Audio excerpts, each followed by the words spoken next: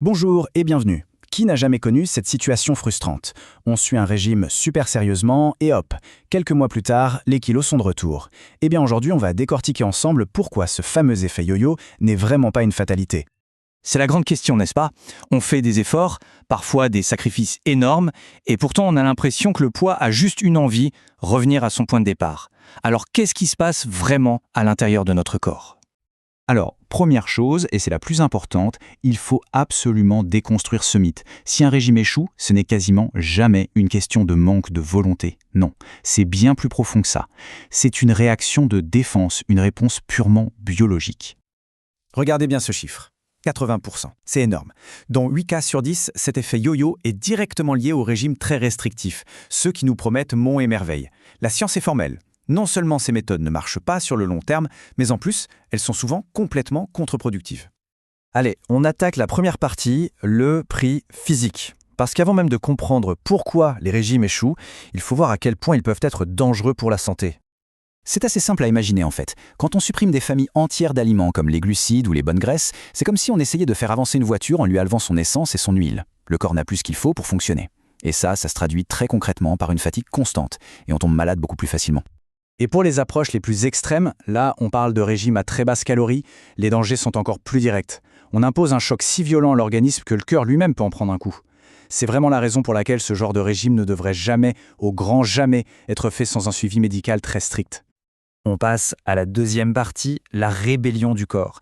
Et là on touche au cœur du problème. Notre corps, il faut bien le comprendre, est une machine à survivre. Il n'est pas programmé pour mincir à tout prix. Et ces mécanismes de défense, croyez-moi, sont incroyablement puissants.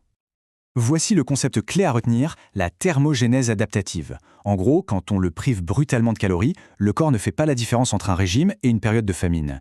Du coup, que fait-il? Il panique. Il active un mode survie, et pour économiser le peu de carburant qu'il reçoit, il baisse le chauffage. Le métabolisme ralentit de manière drastique. Ce qui est génial avec cette image, c'est qu'elle rend la chose hyper concrète. Cette sensation d'avoir froid aux mains ou aux pieds pendant un régime, eh bien ce n'est pas dans la tête. C'est le symptôme physique que le corps est passé en mode économie d'énergie. C'est sa façon de nous dire « attention, je mets les freins ». Et ce mode survie, il a une autre conséquence et elle est terrible. Pendant un régime drastique, le chiffre sur la balance nous ment. Sur tout le poids qu'on perd, environ un quart, eh bien ce n'est pas de la graisse. Ce quart, ce sont nos muscles. On appelle ça la sarcopénie. Et là, c'est un véritable autosabotage. Pourquoi? Parce que les muscles, ce sont nos plus gros consommateurs d'énergie, même quand on ne fait rien. Donc moins on a de muscles, moins on brûle de calories au repos. La reprise de poids devient mathématique. Voilà, ce graphique le montre bien. On pense se débarrasser du gras, mais en réalité, on sacrifie un quart de notre masse musculaire. C'est précisément ce sacrifice qui programme l'échec du régime et qui rend la reprise de poids quasiment certaine. Troisième partie, le fardeau mental. Parce que l'impact n'est pas que sur le corps, loin de là. La restriction alimentaire, ça a des conséquences psychologiques qui peuvent être dévastatrices. Imaginez un peu, devoir tout contrôler en permanence, compter la moindre calorie, ça transforme l'acte de manger, qui devrait être un plaisir, en une source de stress et d'anxiété. L'assiette devient une sorte de prison mentale et on perd complètement le lien avec le plaisir de manger. Ce tableau, il illustre parfaitement le changement de mentalité qui est nécessaire. Il faut vraiment sortir de cette logique de contrôle, de culpabilité et d'anxiété pour aller vers quelque chose de beaucoup plus sain. L'écoute de soi, le plaisir, la confiance en ses ressentis. Et bien sûr, les réseaux sociaux viennent jeter de l'huile sur le feu.